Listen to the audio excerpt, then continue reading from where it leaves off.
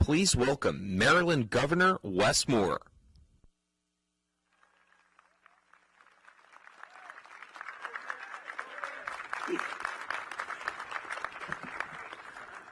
Good afternoon. What's going on, Maryland? It is good to be here, and it's great to be in this moment, and it's great to be here in this space. Because last time that President Biden was here in Baltimore, he was here because of a tragedy. A tragedy not just to our state, not just to the city of Baltimore, not just to Dundalk and the Turner Station, but also a tragedy to our entire country. So it's great that today we're here because of triumph. A triumph not just for Baltimore and Maryland and a triumph for Dundalk and Turner Station, but a triumph for this entire country. And to really understand this moment, it's important that we think back to where we were just 7 months ago. Because 7 months ago, we stood here together, looking out over the Patapsco River, where we saw a ship that was the size of 3 football fields, that was stuck in the middle of a shipping channel with the Francis Scott Key Bridge sitting on top of it. It's a landscape that for many of us was unimaginable because I'd never seen that landscape before, because that bridge has been there since I've been born. As a state, we faced a terrible tragedy, and in that moment, we did exactly what Marylanders always do. We picked ourselves up, we dusted ourselves off, we got together, and we came back stronger.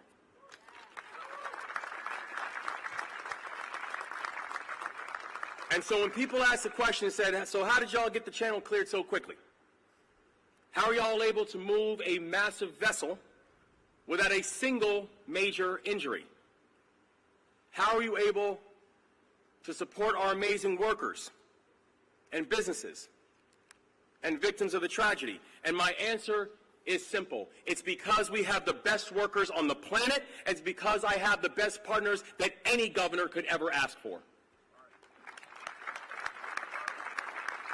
And I want to say from the bottom of my heart, and I will say it until my last breath, thank you, President Biden, and thank you, Vice President Harris.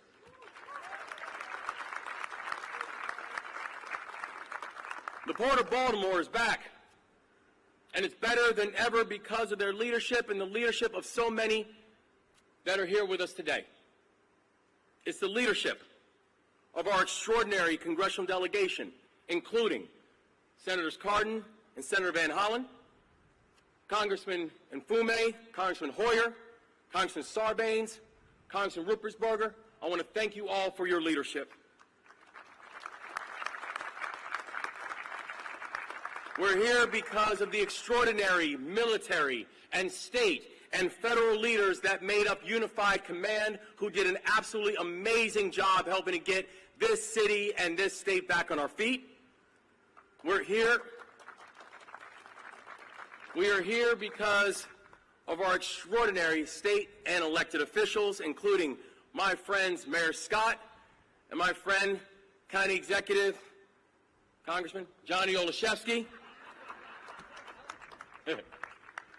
We're here because of our amazing union partners. We're here because of the We're here because of the extraordinary private sector partners who stepped up. We're here because of Marylanders all across the state, of both political parties and all backgrounds, who stepped up to serve because the people of our state needed it. And when the story of the port is written, it won't just be the story of survival. It'll be the story of renewal. The Port of Baltimore is the gateway to America, and we are going to live up to that namesake. The Port of Baltimore will continue to lead in the transportation of cars and farm equipment. The Port of Baltimore will continue to lead in the import and export of billions of dollars of cargo every single year. And thanks to the leadership of President Biden, The Port of Baltimore will now be the leader in clean energy transition that the whole country will look at in awe.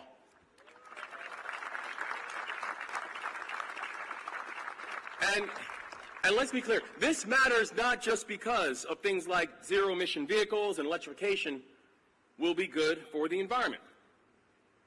But you know what it's also good for? The people who will be building the grid, the people who will be installing the equipment, the people who will be maintaining the equipment. This transition will not just be good for the environment, but it'll be good for the people that matters most, our workers.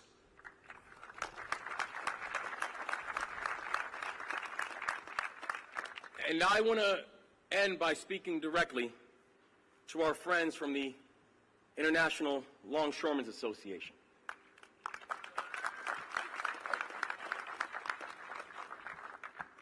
Brothers and sisters, I know that this year has been hard. I know you and I have gathered here at Dundalk Terminal quite a few times in these past months. We met right here after the bridge collapsed, and we told you that this administration would have your back, that we would make sure that you got the financial relief that you needed, and that you would get back on the job as fast as possible. We met here again when you went on strike, and together we stood on the picket lines. You have been there for us every single day, and I'm here to tell you that we will be with you every single day as well.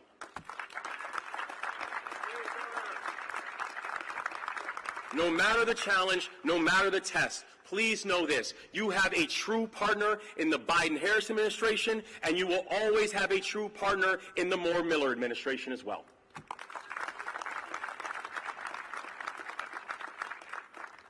This is going to be Maryland's decade. We have said it, and these other governors are starting to believe it now. This is Maryland's decade. But the reason it is going to be Maryland's decade is because we will be union strong.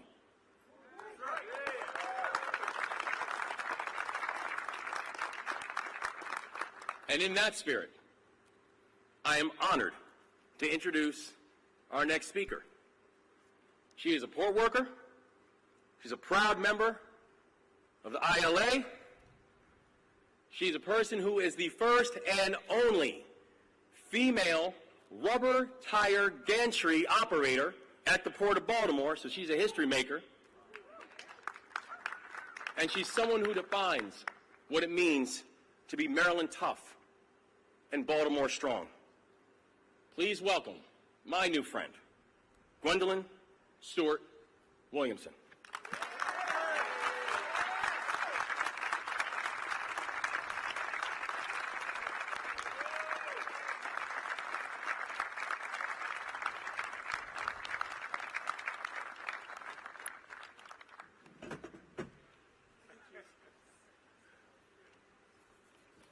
Good afternoon, everyone.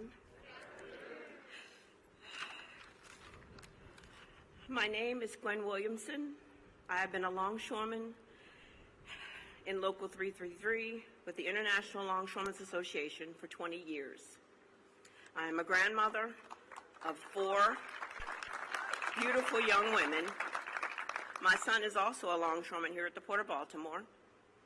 We are a 3rd-generation family of longshoremen, as my grandfather was a longshoreman at Yorktown, Virginia. I come from a family of achievers. We weren't taught I can't, only I can. I am the first, as Governor Moore mentioned, first female rubber tire gantry crane operator at the Port of Baltimore. I can't adequately express how honored and proud I am to have been given the opportunity to introduce my President of the United States. President Biden's administration is the most pro-union and supportive of workers' rights in this country's history. My family is extremely grateful for all of the life-enriching policies enacted by his presidency. I take great pride in knowing that there are items in every single household in this country that was at some point handled by a longshoreman. President Biden signed the infrastructure legislation that made sure we had the support to do our jobs. He responded with support when the tragic bridge collapsed. Overnight, we became unemployed, but a few months later, we are back. He has been a hands-on president. The cap on insulin affected me personally because I am a diabetic, and as well as a lot of my union members. The funding we are receiving is a direct result of President Biden's priorities and focus on making our lives better. He is a good man of character. Please join me in welcoming our President, Joe Biden.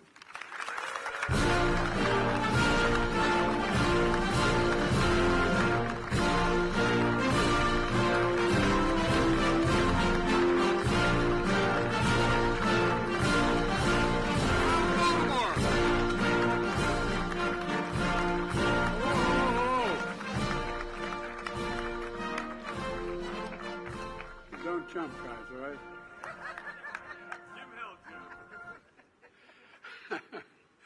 Thank you, Gwen, for that introduction. And a big congratulations to your fellow longshoremen who just won a record wage gains. You deserve it, man.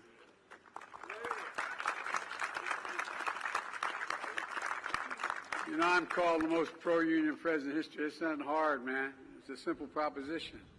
Middle class built this country, and unions built the middle class. Period. I mean it. You sacrificed so much to keep America's ports open, especially during the pandemic. You deserve a strong contract. I also want to thank Governor Moore. I think he may be the best governor in the country, man. Where are you, Gov? I tell you what, man, I wish I had played ball with him. You know, and Mayor Scott, there you go. Stand up, man. Let him see it.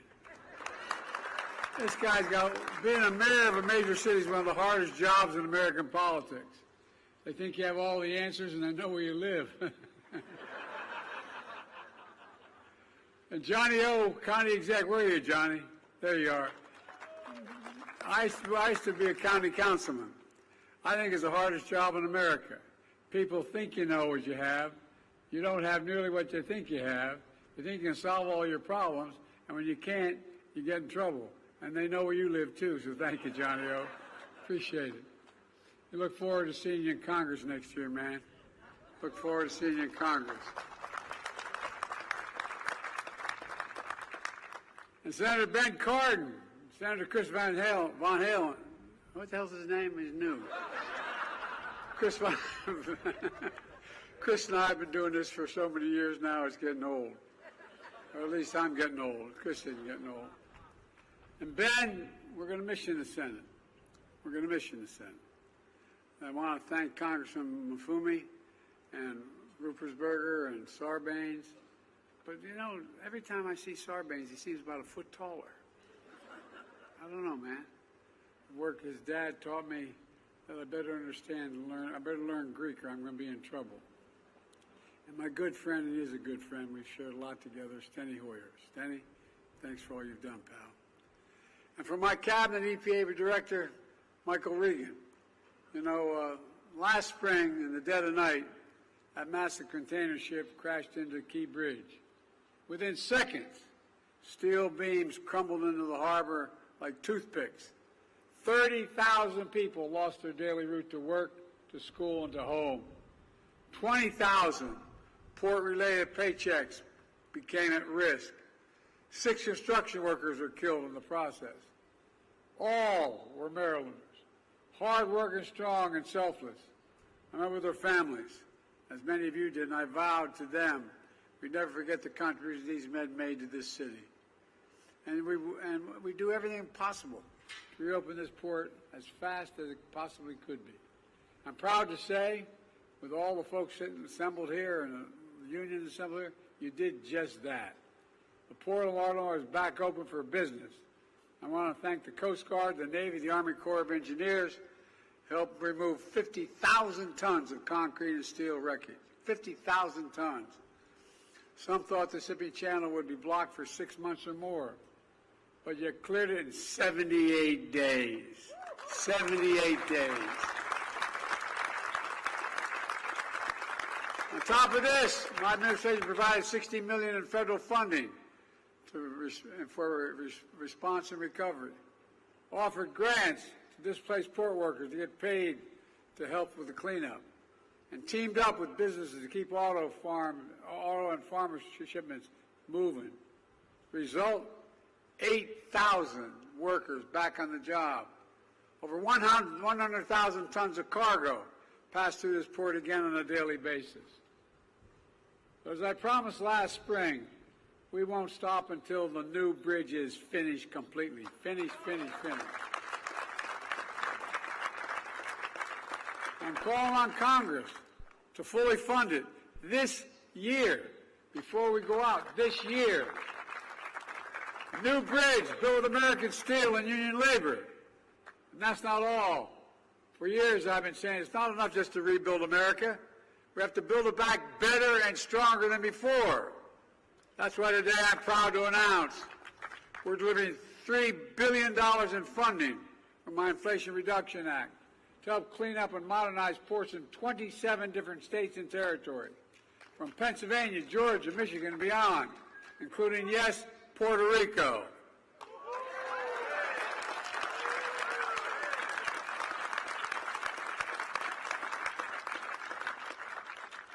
I'd like to take that guy for a swim out there. Anyway.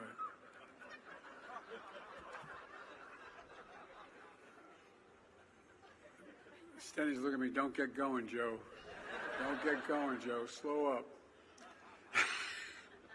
But this also includes a $447 million for the Port of Baltimore to upgrade its cargo equipment, infrastructure, and power grid.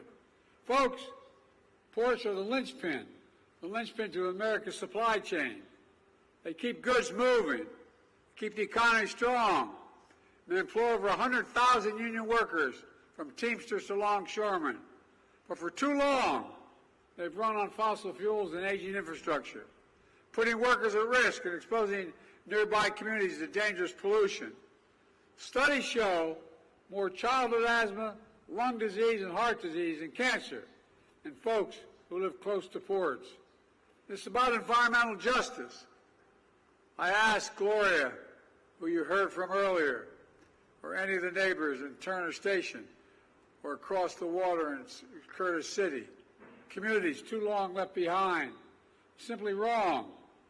The new $3 billion funding we're delivering today will help ports and communities all across America. It will cut ports' opening costs, strengthen supply chains, make America businesses more competitive, and keep consumer prices down while slashing carbon pollution, and support an estimated 40,000 new good-paying jobs at the port in clean energy manufacturing all across America. In fact, the funding for this port is estimated to create 2,000 new jobs. Jobs for longshoremen, iron workers, engineers, electricians, utility workers, steel workers, laborers, and so much more. Good-paying union jobs you can raise a family on. A lot of college degrees. Making sure all new port equipment funded by the Clean Ports program will be operated and maintained by people, not by robots, which are going to protect those jobs far into the future. Folks, this is just a small part of what we call Investing in America agenda. To invest in America and all Americans. It's working. Just look at how far we've come from the crisis we inherited from my predecessor. Example, my American Rescue Plan, which not a single Republican voted for, I might add, although there's conversions, delivering immediate economic relief to those who need it most and got us through the pandemic. The bipartisan infrastructure law is one of the most significant laws ever written to modernize our roads, our bridges, our ports, our airports, help replace every poisonous lead pipe in America, and bring affordable high-speed internet to every household. My predecessor promised Infrastructure Week every week for 4 years, but he never built a damn thing. My CHIPS and Science Act, also bringing semiconductor and advanced manufacturing back home where it belongs, where it started. And through the Inflation Reduction Act, we made the largest investment ever in history to fight climate change and accelerate clean energy. which is the way my predecessor said, by the way, he'd repeal it if elected. Folks, a lot at stake here. We're all investing in the America agenda, and because of what we did, remember how we were going to go into depression and all that stuff? Guess what? We got the strongest economy in the world, the whole damn world. And in America, our Invest in America agenda has already attracted $1 trillion in private sector investment. $1 trillion in clean energy, high-tech factories, and so much more. Here's what it means for Maryland. So far, in this state alone, it provides $13 billion for nearly 1,000 infrastructure, energy, and manufacturing projects. It matters. For example, look at Baltimore and the Potomac Tunnel. It's 150 years old. I've walked through that. I used to commute every day back and forth from Wilmington to Washington. I walked through it. It's leaking. It needs to be replaced. It's badly needed. And thanks to the bipartisan infrastructure law, it finally is being replaced. When the project is done, it will shorten commute time significantly, increase safety, and in the process will create 20,000 new construction jobs. And that's just one example of the investment. Folks, it's clear, after years of broken promises by the last administration, Kamala and I and our entire administration are delivering for America. We created a record 16 million new jobs, more than any single presidential term in American history. Wages are up. We brought inflation down to the same rate it was before the pandemic. In fact, wage gains have outpaced inflation. Some people have more money in their pockets. Interest rates are falling. Unemployment's been this low. It hadn't been this low for this long, been over 50 years because of you all. Manufacturing's making a comeback. Where the hell's it written saying we can't be the manufacturing capital of the world? Where is that written? So we're bringing jobs back home and factories home. And by the way, we've invested more in red states than in blue states. Because I said when we got elected, we were president for all Americans. More in red states than in blue states. And those of you in Congress know that there's a group of Republican members of the House saying we got to keep this going. Because all of a sudden they're realizing how helpful it is. America once again has the world's strongest economy. Folks have filed a record 19 million new business applications since we took office. Each filing for new business application is an act of hope. Put it all together. In thousands of cities and towns, we're seeing the great American comeback story. Consumer confidence is up this month larger than ever. The economy is growing. Middle class is doing well. We're showing we're the only nation in the world that always emerges stronger from a crisis than we went into the crisis. The only one. We have to keep that progress going and growing. Let me close with this. When I see this port now, cranes in the air, ships and cargo on the move, I hope and feel what I hope you feel. A real sense of pride. I mean it sincerely. Pride. Pride in your community. Pride in our country. Pride in the capacity of our labor unions. That's what Baltimore Strong is all about. It's about pride. I know because generations of Bidens lived here since the 1850s. My dad was born here. He always told me, the true measure of a person is not how often you get knocked down. It's how fast you get back up. That's Baltimore. It gets back up fast. That's Maryland. It gets back up.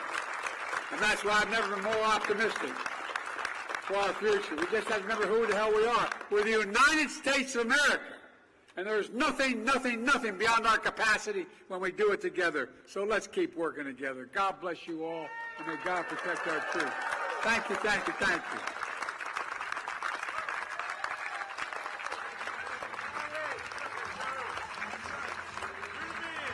Thank you.